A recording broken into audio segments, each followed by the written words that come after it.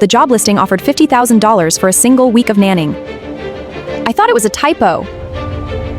I didn't know it was a bounty. The parents didn't give me a tour. They didn't even say goodbye to their children. They just handed me a black key card, stepped outside, and the heavy vault doors locked behind them. I turned around. The two kids were standing at the top of the glass staircase, perfectly still, staring right through me. The 10-year-old boy finally spoke. His voice was completely devoid of emotion. You are number 5 this month. If you survive until Friday, you win. Survive? Panic flooded my veins. I swiped the keycard. Access denied. I pulled out my phone. No signal. The house jams all frequencies, and it watches everything. You shouldn't have come here. Monday night was pure psychological torture. The house AI dictated everything, lights out at 9 p.m. sharp, and then the noises started. Scratching, coming from inside the walls.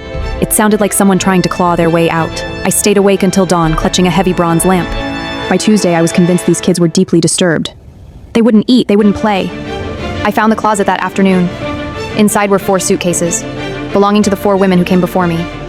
They hadn't quit, they had vanished. What did you do to them? Where are the other nannies? He didn't answer, but the little girl bumped into me. I felt her tiny hand slip a piece of paper into my pocket. She looked up at the camera, her eyes wide with real fear. I hid in the bathroom, the only blind spot. I unfolded the note. Don't show fear. They are broadcasting you. We are trying to keep you alive. My entire paradigm shifted in a split second. The kids weren't the monsters. They were prisoners. And I wasn't a nanny. I was an involuntary reality show contestant. The parents. They were streaming my psychological breakdown to some twisted dark web elite club. The previous nannies didn't vanish, they had panic attacks and were quietly removed when they stopped being entertaining. I changed my strategy. I stopped reacting to the scratching noises. I stopped looking at the locked doors. I sat with the kids, and under the cover of a picture book, I traced a message on the boy's hand. I am an ethical hacker. I hadn't updated my resume for the nanny agency. I was a broke cybersecurity grad student. Wednesday night. The house thought I was sleeping, but I was using a butter knife to pry open the smart thermostat panel. Every smart device in this house was connected to the central AI server, including the cameras, including the encrypted stream. I just needed a backdoor. I found their network. It was arrogant, high-level security on the front, but the internal framework was sloppy. I saw the viewer list. Dozens of anonymous accounts, paying exorbitant crypto fees to watch the nanny breakdowns.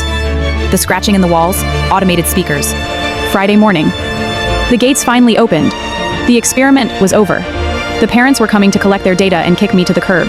They walked in, dripping in arrogance. You lasted longer than expected. Most of them are begging at the door by Wednesday.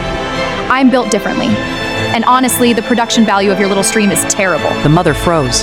The color drained from her face. What did you say? I traced your VIP viewers. Mostly bored hedge fund managers. Sick people. The police wouldn't do much. You'd hire expensive lawyers. Claim it was an art piece, so I didn't call the police. The massive living room TV flickered on. It wasn't the dark web anymore. It was a live financial news network. Breaking news, a massive data leak has just exposed the CEO of Vanguard Holdings running a psychological torture ring. I didn't just expose the video.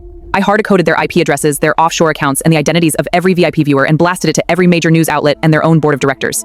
I watched $50 billion of corporate value evaporate in 30 seconds. The father fell to his knees. Social and financial obliteration, absolute zero. We're leaving now. I took the boy's hand. I took the girl's hand. They didn't even try to stop us. They were too busy watching their empire burn. The police arrived outside just as we walked out the gate, not called by me, but by the FBI Cybercrimes Division watching the news. Months later, I got custody through the state. With their parents' assets seized, I used my $50,000 hazard pay to set up a real life for them. The monsters in this world don't always hide under the bed. Sometimes they own the house. But a monster's greatest weakness is their arrogance.